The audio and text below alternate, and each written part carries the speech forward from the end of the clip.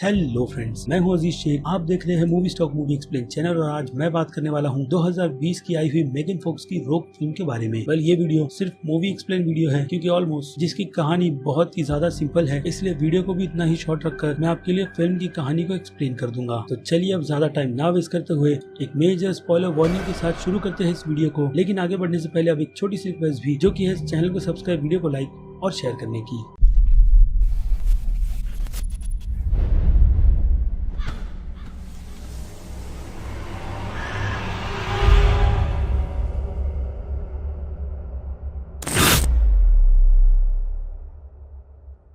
So friends, तो film की कहानी का पूरा फोकस एलिसिया विल्सन के कैरेक्टर को बचाने का है, जिसकी जिम्मेदारी मेगन फॉक्स के कैरेक्टर समंथा के पूरे क्रू को दी गई है, जो कि एक्स मिलिट्री से बिलोंग करते हैं। यानी कि वो लोग इस काम के लिए बिल्कुल परफेक्ट और बहुत ही ज्यादा एक्सपर्ट है। और अब ये लोग ऐसे डेडली मिशन कर उससे अच्छी खासी कीमत भी कमाते हैं। और समंथा के पूरे क्रू की मदद पाता नाम का कैरेक्टर कर रहा है, जिसे ये पता है कि एलिसिया और उसके दोस्तों को इस बड़े अफ्रीकन जंगल में कहाँ पर छुपाया गया है और वो लोग किसकी हिरासत में है। लेकिन पाता यहाँ पर अपने क्रू के सभी मेंबर्स को पूरी बात बिल्कुल भी नहीं बताता, जैसे कि वो जालिम के लिए काम करता था, जिसने फिलहाल तो एलिसिया और उसके दोस्तों को किडनैप कर रखा है। बट बाद में एक अच्छे शख्स के समझाने की वजह से उसे समझ आई कि वो एक गलत रास्ते पर है और फिर उसने इस काम को छोड़ दिया, जिसकी उसे काफी भारी कीमत भी चुकानी पड़ी। कीमत जो इस ग्रुप को छोड़ने के बाद सभी को चुकानी पड़ती है। यानी कि जालिम ने पाता के पूरी की पूरी फैमिली मेंबर्स को मार दिया, जिस काम को करने के लिए उसने अपने सबसे वफादार और खतरनाक इंसान मस्क को चुना था। और ऑब्वियसली इस कैरेक्टर की मौत पाता के हाथों से ही होती है तब जब मस्क पाता को मारने वाला होता है और समानता बीच में आकर सिचुएशन को संभाल लेती है और घायल पड़े पाता को मस्क को मारने का चार्ज दे देती है, जिसे मारकर पाता भी बाद में मर जाता है। लेकिन ये सब कुछ इनके मिशन के फेल होने के बाद होता है, वो भी तब जब ये लोग फुल प्रूफ प्लानिंग के साथ जालिम के बेस पर नजर रखते हैं और रात होने का वेट करते हैं। लेकिन बाद में उन्हें पता चलता है कि वो लोग कार्गो शिफ्ट करने वाले हैं और ना चाहते हुए उन्हें दिन में ही अटैक करना पड़ता है। जिस अटैक के दौरान समंथा और उसके क्रू गलत घर को टारगेट करते हैं, जिसे पताया ने बताया था। अब पताया को इस काम को छोड़कर काफी साल हो गए थे, इसलिए उसे प्रॉपर नहीं पता था कि कार्गो को कहां पर रखा जाता है। जिसके बाद वो उन्हें दूसरे घर की लोकेशन देता है और वो लोग फिर से उसी डिस्ट्रैक्शन को कंप्लीट करते हुए अपनी सही लोकेशन पर पहुंच जाते हैं। जहां पहुंचने के बाद हमें पता चलता है कि वो कार्गो एक्चुअल में एलिसिया और उसकी बाकी दो दोस्त है, जिसमें से उन लोगों को सिर्फ और सिर्फ ऑर्डर एलिसिया विल्सन को ही लाने का मिला है। लेकिन बाद में यहाँ पर एल्जा बिल्कुल भी एग्री नहीं होता समंथा के इस मिशन से। यानी कि एल्जा यही चाहता है कि वो अपने इस मिशन में सिर्फ एलिसिया को ना देखते हुए बाकी दोनों को भी छुड़ाए। और फिर समंथा अपने बाकी दूसरे क्रू को देखकर ये डिसीजन ले लेती है कि इतनी बारी सिचुएशन में वो बाकी दूसरे क्रू के मेंबर्स को भी छुड़ाएगी, जिन्हें बाहर डिस्ट्रैक्ट करने का काम समंथा के बाकी दो क्रू के मेंबर्स कर रहे हैं। लेकिन जालिम को यहाँ पर पता चल जाता है कि ये एक ट्रैप है और असल में वो लोग एलिसिया को लेने के लिए आए हैं। तो वो अपने सारे के सारे आदमियों को उस घर को जलाने का ऑर्डर दे देता है ताकि कोई भी बचकर बाहर ना निकलने पाए। लेकिन समंथा के पास बैकअप प्लान था, यानी कि उसके क्रू की मेंबर जीप लेकर आती है और वो लोग उस घर की वॉल को पूरी तरीके से एक्सप्लोड करके उस सिचुएशन से भागने में कामयाब होते हैं, वो भी कुछ ही सेकंड्स के लिए, क्योंकि जालिम अपने आदमियों की फोर्स के साथ आकर उन्हें चेस करता है और उनके काफी सारे क्रू के मेंबर्स को मार देता है। और यहाँ तक कि ज़ेल्मा उस हेलीकॉप्टर को भी रॉकेट लॉन्चर से ब्लास्ट कर देता है, जो उनकी मदद के लिए वहाँ पर आया था। और ना चाहते हुए भी समंथा और उसके बचे हुए कुछ क्रू के मेंबर्स एलिसिया और उसके दोस्त को नदी में उठाकर फेंकते हैं और खुद भी वहाँ से जंप कर भाग जाते हैं। जिसके बाद उनमें से टीजे उन लोगों से काफी आर्ग्यू करती है कि उसे इस तरीके से उठाकर नदी में नहीं फेंकना चाहिए था। और एल्जा उसे समझाता है कि वो लोग इस आर्ग्यू को कहीं और जाकर कंटिन्यू कर सकते हैं। और देखते ही देखते टीजा की वहाँ पर मौत होती है पानी से निकले हुए क्रोकोडाइल की वजह से। और फिर इनकी ये जर्नी इन्हें एक अबेंडन घर के पास ले जाती है, जहाँ जाते के साथ में उन लोगों को यही पता चलता है कि यहाँ पर रह रहे लोग पोचर थे, जिनका काम इस जंगल के वाइल्ड एनिमल को पकड़कर बाजार में बेचने का था, यानी कि उनकी स्किन, हॉर्न, ये सारी की सारी चीजें। लेकिन यहाँ पर एक आउटब्रेक हुआ है, जिसके कारण से यहाँ पर रह रहे सभी के सभी लोग मारे गए हैं। अब वो आउटब्रेक क्या है उसका पता आपको आगे चल जाएगा, क्योंकि ये भयानक इंसिडेंट बस 2-3 दिन पहले ही हुआ है। जिसके बाद हमें वहाँ पर एलिजा की भी सबसे पहले मौत दिखाई जाती है, जो मौत वहाँ की लाइनेस आकर करती है तब जब समंथा और एलिजा इस घर के जनरेटर को ढूंढ रहे होते हैं। और देखते ही देखते वो घायल शेरनी समंथा के बचे हुए और मेंबर्स को मार देती है, जैसे कि एक को तब जब वो नाइट विजन से ज़ेल्मा के लोगों पर नजर रख रहा था, उसके बाद बॉयुंग को तब जब वो हाथियों को देखकर काफी अच्छा फील कर रहा था। लेकिन उस अटैक से वो इतना ज्यादा घायल हो जाता है कि उसकी मौत धीरे धीरे आती है। और फिल्म का लीड एक्टर आप पकड़ कर चलो जॉय का कैरेक्टर, जिसे यहाँ पर राइफल मिलती है 9 राउंड्स की, ताकि वो इन एमओ से ज़ेल्मा के लोगों को कुछ हद तक रोकने में कामयाब हो। यानी कि समंथा के क्रू के लोगों के एमओ भी पूरी तरीके से खत्म हो गए हैं। जिसके बाद जो है पहले तो शेरनी का शिकार होते हुए बचता है क्योंकि समंथा उसे डिस्ट्रैक्ट करने में कामयाब होती है। अब बाद में जो है एक ही जगह पर बैठकर जालिमा के लोगों को मारता जाता है और समंथा उनकी AK-47 उठाकर जालिमा को लोगों को मारती है। और फिर एक पॉइंट उस शेरनी का ऐसा आता है कि वो शेरनी समंथा को मारने ही वाली होती है तो जनरेटर के साइड का दूसरा एरिया ब्लास्ट हो जाता है, जिसकी वजह से शेरनी डिस्ट्रैक्ट होकर वहाँ से भाग जाती है और लग जाती है जालिमा के कुछ क्रू के मेंबर्स को मारने में, क्योंकि बाकियों को तो समंथा और उसके लोग मार देते हैं। लेकिन जब 3 क्रू के मेंबर जो जालिमा के जॉय और बू पर अटैक करने वाले होते हैं तब वो शेरनी आकर उनमें से एक क्रू के मेंबर को मारती है और बाकी 2 अपनी जान बचाकर भागते हैं। हालांकि उनके हाथों में गन थी बट पता नहीं वो लोग क्यों भागते हैं। लेकिन उस CGI शेरनी का उनके पीछे भागना इस बात की गारंटी देता है कि उन दोनों की भी मौत उसी शेरनी के हाथों हुई है। और हमें यहाँ पर बू के कैरेक्टर को भी मरते हुए दिखाया जाता है। और जब इतनी भयंकर वॉर चल रही थी तो उस बीच एलिसा और उसकी दोस्त टेसा कहीं न कहीं छुपने का रास्ता देख रहे थे, जिसमें से टेसा जालिमा के हाथ लग जाती है और एलिसा इन लोगों से इतना ज्यादा डरती है कि वो जालिमा और उसके लोगों का सामना तक नहीं करना चाहती। लेकिन बाद में उसमें हिम्मत आती है और वो अपने डर पर काबू पाकर जालिमा के एक मेंबर को जान से मार डालती है, क्योंकि जब उसे किडनैप किया गया था तब वहाँ पर उसके तीनों दोस्तों को बहुत ही ज्यादा टॉर्चर किया गया था, जिसके निशान टेसा पाता को दिखाती है। लेकिन पाता यही कहता है कि उसने जब उनके क्रू को ज्वाइन किया था तब वो बहुत ही ज्यादा यंग था, लेकिन अब उसे पता है कि उसने कितनी बड़ी गलती की थी, इसलिए आज वो समंथा के साथ है और बाकी दूसरे लोगों की मदद कर रहा है। और पाता ने साथ ही साथ ये भी बताया था कि जालिमा ये सब कुछ सिर्फ पैसे के लिए नहीं बल्कि एलिसिया के पिता से